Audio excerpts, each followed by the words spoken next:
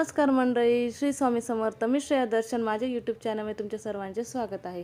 मी आज तुमच्यासोबत एकदम पटकन झटकन होणारी एक अशी रेसिपी शेअर करणार आहे. म्हणजे पटकन झटकन म्हणजे ज्या आपल्या रात्रीच्या शिळ्या पोळ्या असतात त्यांची आपण एक पटकन कशी एक छान अशी चटपटीत रेसिपी करू शकतो ती शेअर करणार आहे. तर चला तर व्हिडिओला सुरुवात करूया.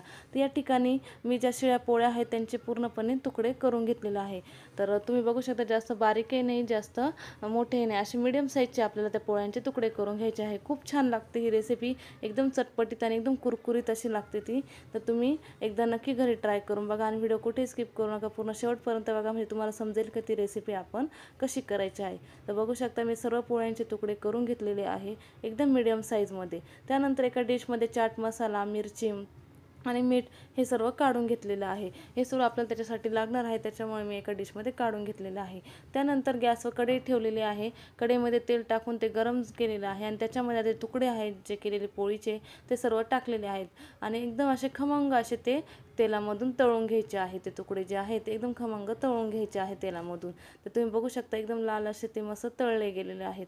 आणि त्याच्यानंतर जे डिशमध्ये आपण मिरची, चाट मसाला, मीठ काढले त्याच्यावर भुरळायचं आहे. तर आणि मस्त ते सर्व भुरळून झाल्यावर एका चम्मचच्या साहाय्याने, आता आमच्याकडे जे उलथणं असतं त्याने मी सर्व मिक्स करत आहे, तुमच्याकडे काय म्हणता कमेंट करून नक्की सांगा.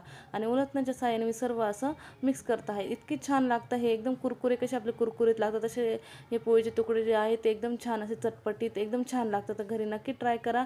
व्हिडिओ आवडला असेल तर चॅनलला लाईक करा, शेअर करा आणि सबस्क्राईब करा. थँक्यू.